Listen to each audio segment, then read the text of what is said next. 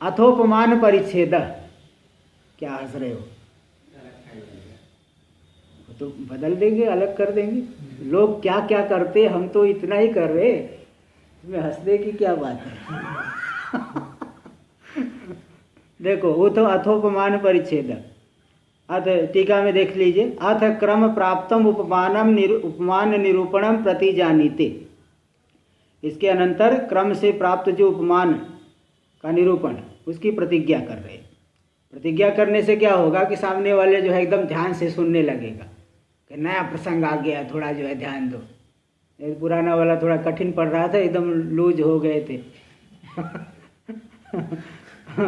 तो नया वाला प्रसंग, जैसे अर्जुन को बोले ना भगवान सुनो मैं बताता हूँ अभी, तो फिर एकदम सावधान हो गए। ये प्रतिज्ञा करने से क्या, सामने वाला व्यक्ति सावधान होकर सुनता है। देखो मैं बताता हूँ, अथोपमानम निरूप्यते, इसके अनंतर उपमान प्रमाण का निरूपण किया जाता है। यहाँ भी वही न्याय दिखाए है, बहुवादी सम्मत न्याय। दो के बाद इसको ज़्यादा लोग मानते हैं उपमान को, इसलिए इसका निरूपण अब किया जा रहा है।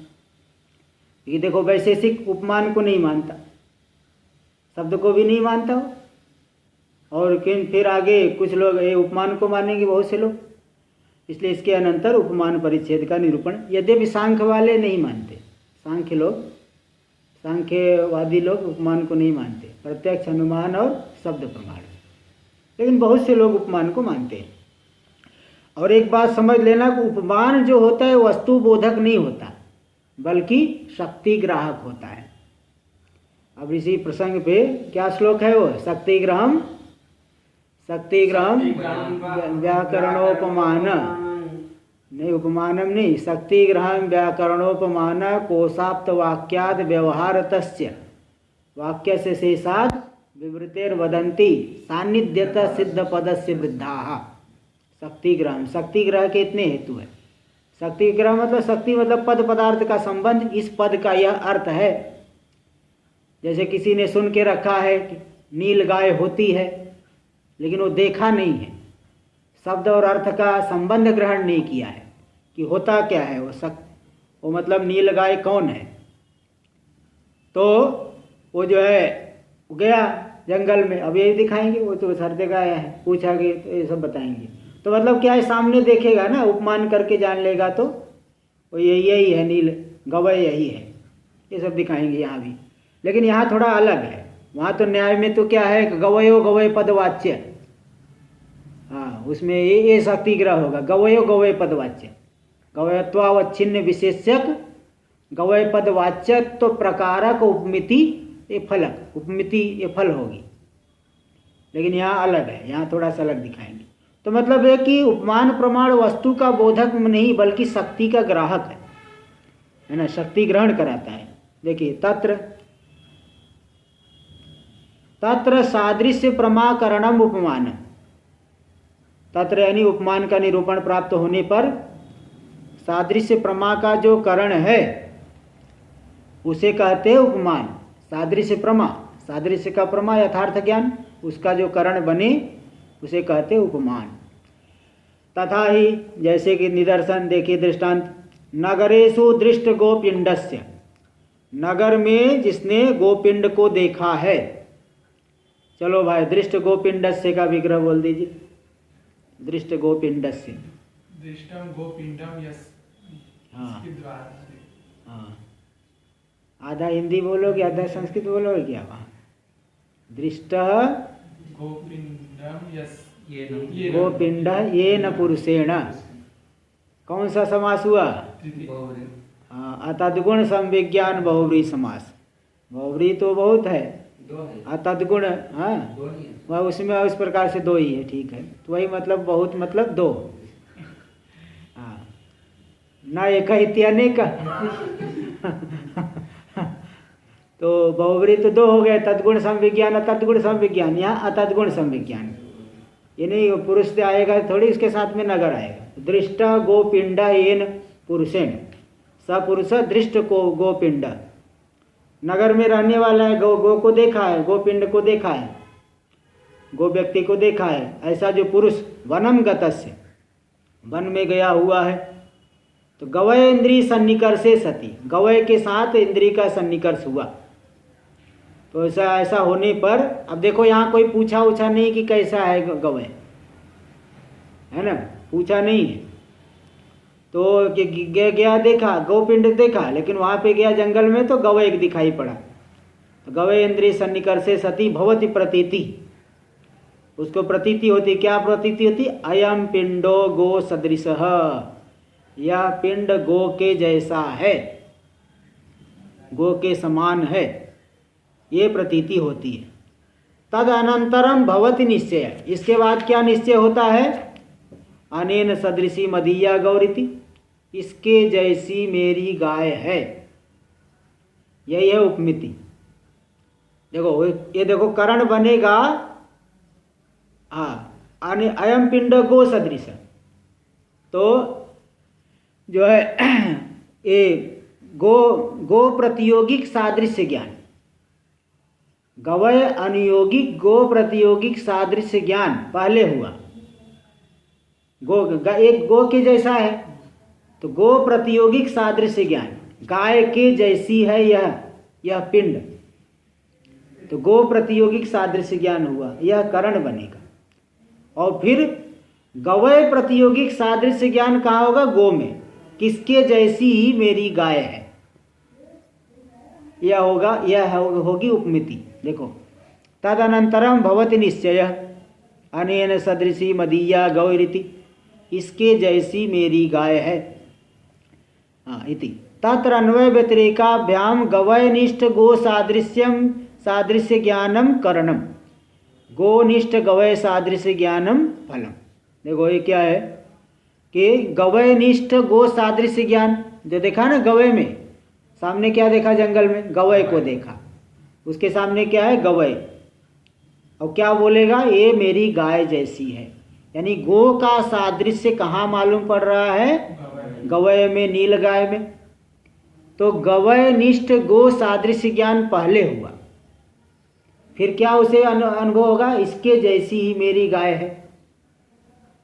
तो गो में इसके सादृश्य का ज्ञान होगा ना, तो गो निष्ठ गवय सादृश्य ज्ञान यह उपमिति हो गई, इसके जैसी मेरी गाय है। तत्र अन्वय व्यतिरेकाभ्याम गवयनिष्ठ गो सादृश्य ज्ञानम करणम और गोनिष्ठ गवय सादृश्य ज्ञानम फलम, ये दोनों है, ये फल हो गया। इस तरह से गवय का ज्ञान नहीं हो पाएगा। गवय का ज्ञान नहीं यहाँ बता रहे हैं, यहाँ तो मतलब सादृश्य की प्रमिति हो रही, सादृश्य का ज्ञान हो रहा है, शक्ति ग्रहण। अच्छा वो नैयायिक लोग शक्ति ग्रहण मानते हैं। अच्छा यहाँ तो मूल में तो यही है कि सादृश्य प्रमा का करण, यानी सादृश्य प्रमा होती है, सादृश्य प्रमा उपमिति प्रमा, उसका करण असाधारण कारण। तो वही मतलब क्या है कि फिर वैसे तो फिर यही जो है कि इसका इस शब्द का क्या अर्थ है, ऐसा करेंगे तब तो शब्द का अर्थ मालूम पड़ेगा। तो न्याय के संस्कार से यही बोल दिया गया कि भाई वो शक्ति ग्राहक, लेकिन यहाँ ऐसा शक्ति ग्रह नहीं दिखा रहे, यहाँ तो सीधे कह रहे एक सादृश्य प्रमा हो रही है, उसका कारण है। तो वहाँ भी न्याय में भी क्या है? उपमिति, उपमिति का क्या लक्षण किया है? संज्ञा संगी संबंध ज्ञान उपमिति। तो वहाँ तो सीधे शक्ति का ज्ञान ले लिए, संज्ञा और संगी यानी पद और अर्थ के संबंध का ज्ञान, यही उपमिति, उसका कारण हो गया उपमान। तो मतलब शक्ति ग्रह का कारण हो गया वहाँ पे उपमान। लेकिन यहाँ तो सीधे यही दे रहे सादृश्य प्रमा का कारण है उपमान, मूल में तो यही दे रहे। मैं तो यही न्याय के संस्कार से बोला कि शक्ति ग्राहक होता है। सादृश्य ज्ञान तो समझ प्रत्यक्ष ही हो जाएगा, फिर इसको उपमान उपमिति क्यों मानना? बता रहे ना, वो सब बता रहे, वो बता रहे आपको, ये सब आ रहा है, ये सब तो स्वयं शंका करेंगे, ये तो आ रहा है ना, स्वयं देखो। न चेदम प्रत्यक्षेण संभवती, देखो सांख्य लोग उपमान प्रमाण नहीं मानता, बोले ये जो आप सादृश्य बता रहे तो प्रत्यक्ष दिख रहा है। तो एक ही न चेदम प्रत्यक्षेण संभवती, ये जो सादृश्य ज्ञान है प्रत्यक्ष संभव नहीं है। क्यों? गोपिंड से तदा इंद्रिया सन्निकर्षात्, सामने क्या दिख रहा है? सामने गवय में गो सादृश्य ज्ञान हो रहा है, और उसके द्वारा क्या उपमिति क्या होगी? अनेन सदृशी मदीया गौ। देखो सामने क्या ज्ञान हुआ? ये मेरी गाय के जैसी है, है ना। एक मेरी अयम पिंडो गो सदृश, यह पिंड गो जैसा है। उपमिति क्या होगी? अनेन सदृशी मदीया गौ, इसके जैसी मेरी गाय है, यानी गोनिष्ठ गवय सादृश्य ज्ञान। अब ये प्रत्यक्ष नहीं हो सकता क्योंकि गाय सामने नहीं है। गवय में गो सादृश्य ये तो प्रत्यक्ष ज्ञान है, इसलिए इसको प्रमाण नहीं मान रहे, है ना। इसको प्रमाण नहीं माने, प्रमा इसलिए भी प्रमा है, यहाँ प्रमा तो ले रहे हैं। वस्तु बोधक तो वस्तु बोधक नहीं है ऐसा, लेकिन महाराज जी शायद ये बताए थे वस्तु बोधक नहीं, लेकिन यहाँ तो प्रमा तो दिखा रहे हैं। प्रमा ये बता रहे हैं कि भाई सादृश्य प्रमा का कारण, प्रमा तो हो गया ना सादृश्य प्रमा। तो गो में जो सादृश्य का ज्ञान हुआ, गवय के सादृश्य का ज्ञान, ये उपमान प्रमाण से हुआ। इसलिए गवय में गो सादृश्य का ज्ञान ये तो प्रत्यक्ष है, ये तो हम भी मानते हैं। वही कह रहे न चे इदम, इदम मतलब किम सादृश्य ज्ञानम प्रत्यक्षेण संभव, प्रत्यक्षेण न च संभवत। ये सादृश्य प्रमा प्रत्यक्ष प्रमाण से संभव नहीं है। क्यों? क्योंकि गोपिंड से तदा इंद्रिय सन्निकर्षात्, गोपिंड जो है उस समय इंद्रिय से उसका सन्निकर्ष नहीं है। गोपिंड इंद्रिय के साथ, उस गोपिंड का इंद्रिय के साथ सन्निकर्ष नहीं है। फिर कहो अनुमान के द्वारा गो में सादृश्य का ज्ञान हो जाए, क्योंकि चाहे गो का सादृश्य गवय में लो, गवय का सादृश्य गो में लो, सादृश्य तो एक ही है। सादृश्य क्या अलग अलग है? सादृश्य का क्या अर्थ है? हाँ, तद भिन्नत्वे सति तद्गत भूयो धर्मवत्वम। आपसे जो आपके जैसा है, आपसे तो भिन्न है कि आप ही है? हाँ, उनको उठा के आपको उठा के उनको थोड़ी रख देंगे आपकी जगह पे। तो मतलब आपसे भिन्न होते हुए आप में होने वाले अधिकतर धर्म जिसमें दिखे उसे कहेंगे आपके सदृश। तो गो से इसी प्रकार गो सादृश्य क्या है? गो भिन्नत्वे सति गोगत भूयो धर्मवत्वम। गाय से तो भिन्न हो, किंतु गाय में होने वाले जो अधिकतर धर्म, 2 श्रृंग, 4 पैर, 1 पूंछ, ये सब जिसमें होंगे और बहुत समानता होगी, उसे कहेंगे गो सदृश। हाँ, वो सासना नहीं लेना, उसको सासना नहीं होती। उसको श्रृंग, अच्छा हाँ, श्रृंग भी शायद नहीं होता है। भाई ऐसा है, चलो हरिद्वार देख के आया जाए। अब इस साल कोरोना की वजह से नहीं गया हूँ, नहीं तो हर साल आनंदमय में। अभी तो ये पूरा हुआ है, ये अभी तो पूरा हुआ है, गोपाष्टमी से ही शुरू होता है। 1 हफ्ते का जो कार्यक्रम हर साल रहता है। इस बार नहीं गए?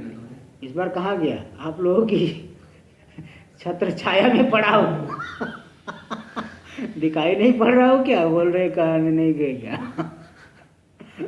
तो भाई वो तो हरिद्वार में हर साल देखता हूँ। मतलब क्या है कि इस साल उस पार चले जाओ ना, वो पूरा घूमते रहते, बहुत है, बहुत से दिखाई पड़ते हैं। तो श्रृंग तो नहीं दिखता, सही बात है इन्होंने बताया, श्रृंग नहीं दिखता, श्रृंग नहीं होता। लेकिन और बहुत धर्म है ना साथ में, और सभी जो है बाकी सब है, पूंछ है और 4 पैर है, उसको भी स्तन होता है। तो इस तरह से वो दिखता है, लगभग आकार प्रकार समान ही दिखता है। तो यहाँ यह कह रहे हैं कि भाई जो ये जो सादृश्य ज्ञान है प्रत्यक्ष से संभव नहीं है, अनुमान से भी संभव नहीं है। क्यों? क्योंकि गवय निष्ठ गो सादृश्य अतल लिंगात। प्रमा क्या हो रही है? प्रमा हो रही है गो में गवय का सादृश्य ज्ञान, और दिख सामने क्या दिख रहा है? गवय में गो सादृश्य का ज्ञान। गवय में जो गो सादृश्य है कहाँ रहेगा? गवय में रहेगा। उसको हेतु बना करके गो में सादृश्य का अनुमान कैसे कर पाओगे? पर्वत में धूम है तो उसको हेतु बना करके जल ह्रद में अनुमान कर सकते हो? जहां जिस पक्ष में हेतु रह रहा है वहीं पे अनुमिति कराएगा। गवय में गो सादृश्य हमको दिख रहा है, वह गो में गवय सादृश्य के लिए हेतु नहीं बन सकता। देखो वही बता रहे, गवय निष्ठ गो सादृश्य से अतल लिंगत्वात्। गवय निष्ठ गो सादृश्य के जो ज्ञान, वह गो में गवय सादृश्य का लिंग नहीं बन सकता, अतल लिंगत्वात्, तल्लिंग नहीं हो सकता। यानी गोनिष्ठ गवय सादृश्य लिंग न गोनिष्ठ गवय सादृश्य लिंगत्व कुत्र गवयनिष्ठ गो सादृश्य निष्ठम गोनिष्ठ गवय सादृश्य लिंगत्व न नास्ति। गो में जो गवय सादृश्य ज्ञान है उसका लिंग गवय में गो सादृश्य ज्ञान नहीं बन पाएगा। हाँ, इस तरह से परंपरा संबंध से तो रह जाएगा वहाँ पे। हाँ, परंपरा संबंध से कैसे रख लोगे? ऐसे तो परंपरा संबंध रखने लगे तो कहीं का भी कहीं रख लो, इतना परंपरा संबंध नहीं लिया जाता। नैयायिक लोग मानते हैं, यहाँ वेदांती भी उतना परंपरा संबंध नहीं, विश्वास नहीं करते। इतना देखो एक फिर अनुमान दे दे। नापि मदीया गौर, देखो अनुमान दे रहे, नापि मदीया गौर एतद गवय सदृशी एतद निष्ठ सादृश्य प्रतियोगित्वात्, ये भी अनुमान के द्वारा। मेरी गाय इस गवय के सदृश है, मेरी गाय घर में है और इस गवय तो सामने दिख रहा है, तो मेरी गाय इस गवय के सदृश है। क्यों? क्योंकि एतद निष्ठ सादृश्य प्रतियोगित्वात्, इस गवय निष्ठ सादृश्य, गवय में गो का सादृश्य है, उस सादृश्य का प्रतियोगी कौन है? गो है, तो इसलिए वो प्रतियोगी होने से गो भी गवय के सदृश होगा। भाई जैसे देखिए दो व्यक्ति में सादृश्य है, जैसे आपका सादृश्य इनमें है, एक मान लीजिए समझने के लिए, आपका सादृश्य इनमें है, ठीक है, आपका सादृश्य रहा इनमें, ये सादृश्य इनमें रहा, उसके प्रतियोगी कौन हुए? आप हुए। बोले भाई जब आपका सादृश्य इनमें रह रहा है तो इनका भी सादृश्य तो आप में रहेगा कि नहीं रहेगा? सदृश्य आपके जैसे ये है, मतलब इनके जैसे आप हो, तभी तो कहा जाएगा ना कि नहीं यही उनके आपके सदृश है, आप उनके जैसे नहीं हो। ऐसा कहेंगे क्या? दोनों एक दूसरे का कहना पड़ेगा ना। बस उसी युक्ति को यहाँ लगा रहा है, देखो अनुमान में यही लगा रहा है कि नापी को अलग रखिए। पहले अनुमान क्या है? मदीया गौ एतद गवय सदृशी, मेरी गाय इस गवय के सदृश है। क्यों? क्योंकि एतद निष्ठ सादृश्य प्रतियोगित्वात्, इस गवय निष्ठ सादृश्य की वह प्रतियोगी है।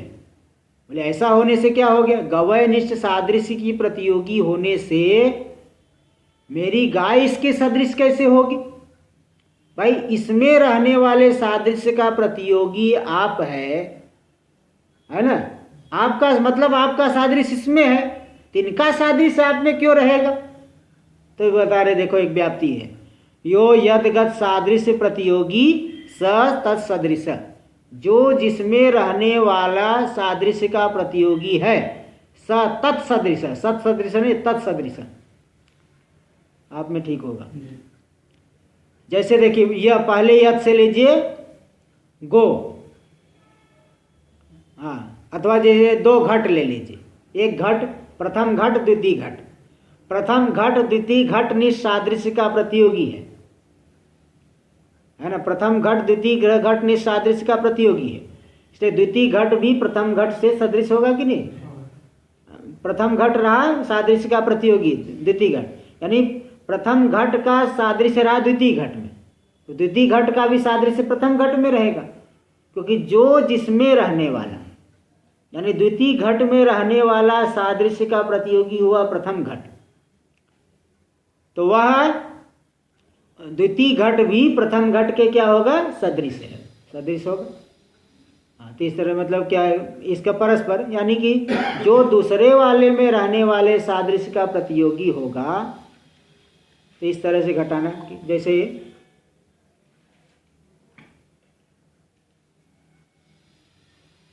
देखो इधर पहला प्रथम द्वितीय, तो ये समझ लीजिए दूसरे में रह रहा है पहले का सादृश्य, ठीक है, दूसरे में दूसरा है सदृश प्रथम के, ठीक है। हाँ जी बोलिए। आपके हस्त नहीं दिख रहे हैं। हाँ सही बात कर रहे हैं कि वहाँ पे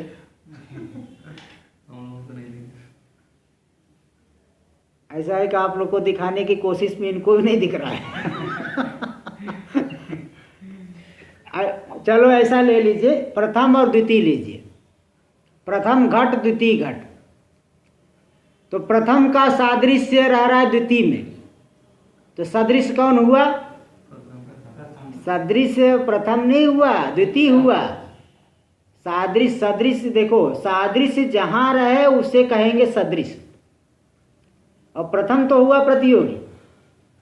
तो देखो प्रथम हुआ द्वितीय निष्ठ सादृश्य का प्रतियोगी, तो प्रथम भी दूसरे के सदृश होगा कि नहीं? दूसरे में द्वितीय में रहने वाले सादृश्य का जो प्रतियोगी हुआ प्रथम, वह प्रथम भी द्वितीय के सदृश होगा कि नहीं होगा? मतलब द्वितीय जब प्रथम के सदृश है तो प्रथम भी द्वितीय के सदृश होता है, ऐसा देखा गया है। ठीक है, इसलिए जब गवय गो के सदृश है तो गो भी गवय के सदृश नहीं होगा। बस यही देखो दिखा रहे, यो यदगत सादृश्य प्रतियोगी। हाँ, जैसे यहाँ पे लेना प्रथम घट हुआ द्वितीय घट निष्ठ सादृश्य का प्रतियोगी, वह प्रथम घट भी। हाँ, यह प्रतियोगी मतलब अलग है ना? प्रतियोगी मतलब देखो क्या होता है ना, कि पीछे पहले बता चुका हूँ कि अभाव, संबंध और सादृश्य तीनों के प्रतियोगी और अनुयोगी होते हैं। अभाव, संबंध और सादृश्य। तो देखो अभाव में घटा, जिसका अभाव उसे कहते हैं प्रतियोगी, और जहाँ पे अभाव है उसे कहते हैं अनुयोगी। जैसे भूतल में घट का अभाव है तो घट हो गया प्रतियोगी और भूतल हो गया अनुयोगी। घट का संबंध है भूतल में, तो घट का संबंध है तो घट हुआ प्रतियोगी। कहाँ पे संबंध है? भूतल में, वो अनुयोगी हो गया। और गो का सादृश्य है गवय में। किसका सादृश्य है? गो का। सुन रहे हैं? उत्तर भी देना पड़ेगा फिर। हाँ तो बोलिए ना, गो का सादृश्य है गवय में। किसका सादृश्य है? ये हो गया प्रतियोगी। जिसका है वह हो गया प्रतियोगी, और जहां पे है उसको कहेंगे अनुयोगी। गवय में है गो का सादृश्य, गवय हो गया अनुयोगी।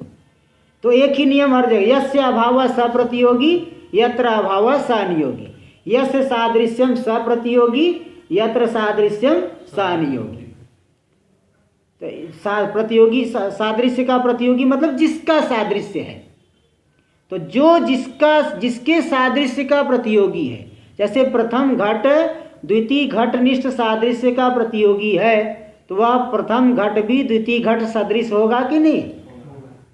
ये देखा गया है। इसी प्रकार गो गवय निष्ठ सादृश्य का प्रतियोगी है, तो गो भी गवय सदृश होगा कि नहीं होगा? बस अनुमान से हो गया। सतत्र सदृश, यथा उदाहरण दे रहे, यथा मैत्र निष्ठ सादृश्य प्रतियोगी चैत्र। मैत्र में रह रहा है सादृश्य, उसका प्रतियोगी है चैत्र। तो चैत्र में मैत्र का सादृश्य नहीं रहेगा, तो वह जो है चैत्र, वह मैत्र के सदृश भी है। चैत्र का सादृश्य मैत्र में रह रहा है, तो चैत्र भी तो मैत्र सदृश होता है कि नहीं? इसी प्रकार गो का सादृश्य गवय में रह रहा है, तो गो भी गवय सदृश होगा, यानी गवय का सादृश्य गो में भी रहेगा। इति अनुमानतः संभव। इस अनुमान के द्वारा गो में गवय के सादृश्य का ज्ञान हो जाएगा। उपमान प्रमाण की क्या आवश्यकता है? तो सिद्धांति कह रहा, इति न च वाच्यम, ऐसा भी मत कहो। एवं विधानुमाना अनवतारे भी, बोले देखो सभी लोगों को इस प्रकार का अनुमान व्याप्ति ये सब नहीं पता है।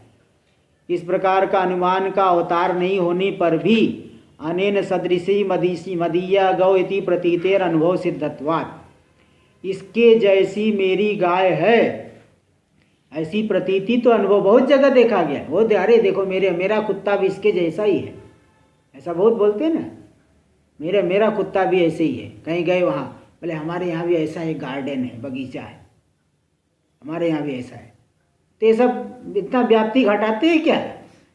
इतना व्याप्ति जिनको नहीं पता है वो भी बता देता है ये सब कि इसके जैसा मेरा है। इसलिए उपमान अलग प्रमाण मानना पड़ेगा। अनुमान नहीं जानने पर भी देखो इस तरह का ज्ञान होता है। और दूसरी बात क्या, उपमिनोमी इति अनुव्यवसायाच, मैं गो में गवय के सादृश्य को उपमान करता हूँ, उसको जानता हूँ, ऐसा अनुव्यवसाय होने से उपमिनोमी, उपमान उपमिति प्रमा वाला हूं मैं। गो में गवय की सादृशी की उपमिति प्रमा वाला है, उसके सादृश्य ज्ञान वाला हूं मैं। इस अनुव्यवसाय से भी मालूम पड़ रहा है कि उपमान एक अलग प्रमाण है। तस्माद उपमानम मानांतरम, इसलिए उपमान भिन्न प्रमाण है। ये सिद्ध हुई थी उपमान परिच्छेद। पूरा हुआ, आगे हम लोग कल करेंगे। ओम पूर्णमदः पूर्णमिदं पूर्णात् पूर्णमुदच्यते पूर्णस्य पूर्णमादाय पूर्णमेवावशिष्यते। ओम शांति शांति शांति। शंकरं शंकराचार्यं केशवं बादरायणं सूत्रभाष्य कृतौ वन्दे भगवन्